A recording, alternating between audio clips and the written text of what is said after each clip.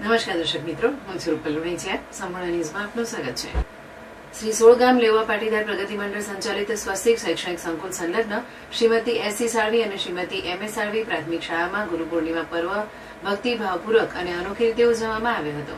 કાર્યક્રમ દરમિયાન મંડળ તથા સંકુલના પ્રમુખ રમેશભાઈ પટેલે શાળાના વરિષ્ઠ શિક્ષકોને ગુરુ સમાન માની તેમના ચરણ સ્પર્શ કરી ગુરુવંદના કરી હતી. તેમણે શિક્ષકોને સાફો પહેરાવી શાલ ઓઢાડી કુમકુમ તિલક કરી ભાવપૂર્વક પૂજન અને સન્માન કર્યું હતું. સંસ્થાના પ્રમુખ દ્વારા પોતાના જ સંકુલના શિક્ષકો પ્રત્યે કૃતજ્ઞતા વ્યક્ત કરવાની આ અનોખી પહેલ સૌ માટે પ્રેરણારૂપ બની હતી. આ પ્રસંગે શાળાના નિયામક મહેન્દ્રભાઈ પંચાલ, કોઓર્ડિનેટર મણિભાઈ સુથાર, સુપરવાઇઝર બળવંતભાઈ રાજપૂત, મુકેશભાઈ જોશી, શંકરભાઈ પંચાલ, નરેશભાઈ ચંદાણી, દર્શનાબેન મોદી, નટવરલાલ શેખરિયા તેમજ મંડળના આંતરિક ઓડિટર અને બનાસકાંઠા જિલ્લા શ્રેષ્ઠ શિક્ષક એવોર્ડ વિજેતા અશોકભાઈ પટેલનું પણ પૂજન અને સન્માન કરવામાં આવ્યું હતું.